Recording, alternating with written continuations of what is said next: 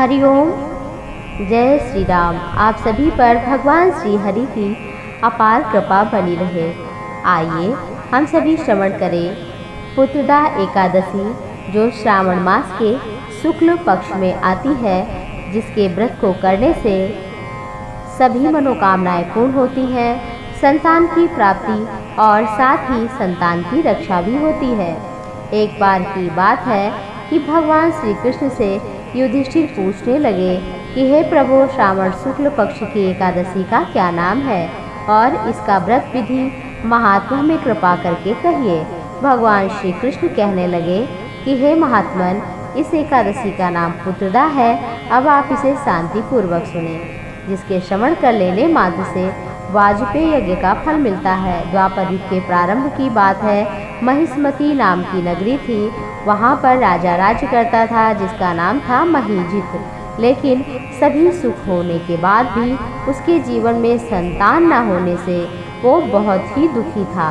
उसे लगता था कि मेरी वृद्धावस्था आने के पश्चात क्या होगा। मेरे पास पुत्र नहीं है, मेरा जीवन व्यर्थ है।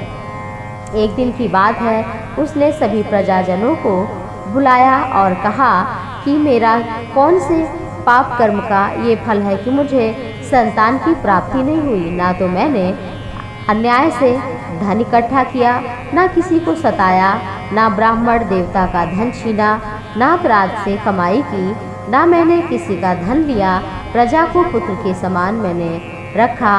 अपराधी को भी मैंने इस तरह दंड नहीं दिया और कभी किसी से घृणा नहीं की। सबको समान माना, सज्जनों की सदा पूजा की, मंदिर इत्यादि का निर्माण कराया, माता पिता गुरु की सेवा की।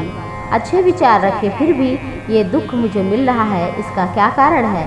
महीजित की इस बात को विचारने के लिए मंत्री प्रजा के प्रतिनिधि वन को चले गए और सब चलते चलते आगे बढ़े तो उन्हें एक आश्रम दिखा। वहाँ पर गए, जहाँ पर एक वयोवृद्ध धर्म के परम ज्ञाता, परम तेजस्वी, परमात्मा में मन लगाए हुए, निराहार रहते हुए, जितात्मा, जितेंद्रिय और क्रोध को जीते हुए, सनातन धर्म के सभी तत्व को जानने वाले, शास्त्रों के मर्मज्ञ ज्ञाता महात्मा लोमश ऋषि मुनि थे। ऐसे मुनि जिनका एक कल्प बीतने पर केवल एक रोम गिरता था। सबने ऋषि को प्रणाम किया और कहा अपने दुख को। महात्मा ने कहा, तुम लोग अपने दुख से दुखी ना हो। नेत्र बंद करके देखा और कहा कि तुम्हारे राजा ने एक पाप किया है।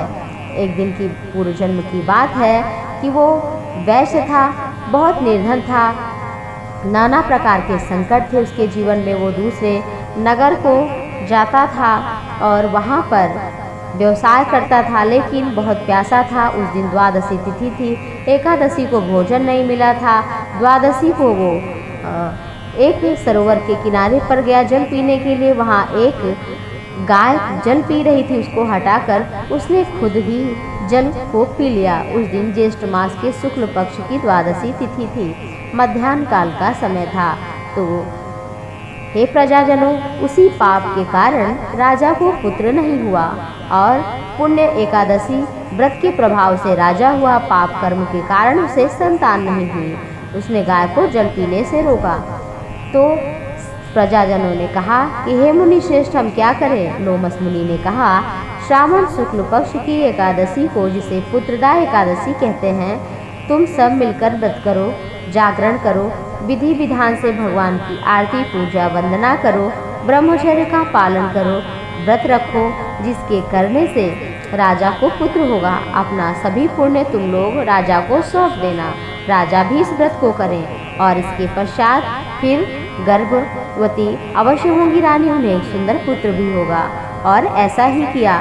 फिर सबने श्रावण शुक्ल पक्ष के एकादशी की तिथि के दिन जो भी उसका फल था वो राजा को संकल्प के साथ में समर्पित कर दिया, जिसके प्रभाव से राजा को एक सुंदर तेजस्वी बालक की प्राप्ति हुई। उसके सारी मनोकामनाएं पूर्ण हुई, पुत्र की प्राप्ति हुई, धन भी बढ़ता गया, उसका यश भी फैला, सभी उसकी कामनाएं पूर्ण हुई। ये व्रत दशमी तिथि से किया जाता है।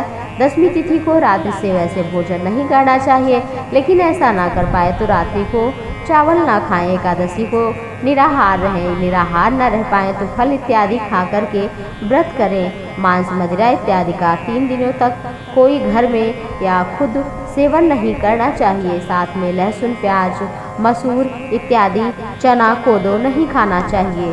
ब्रह्मचर्य का पालन करना चाहिए। द्वादशी तिथि लगने पर ब्राह्मण को भोजन करा के दान दे के फिर स्वयं भोजन करना चाहिए। ऐसा करने से भगवान श्री हरि की अपार कृपा सहज में मिल जाती है, जिससे सभी मनोकामनाएं पूर्ण हो जाती हैं। हमारी भी यही शुभकामना है और आगे हम फिर मिलेंगे भगवान की एक नई कथा के साथ। तब तक के लिए अनुमति दीजिए। जय श्री राम, जय श्री राम।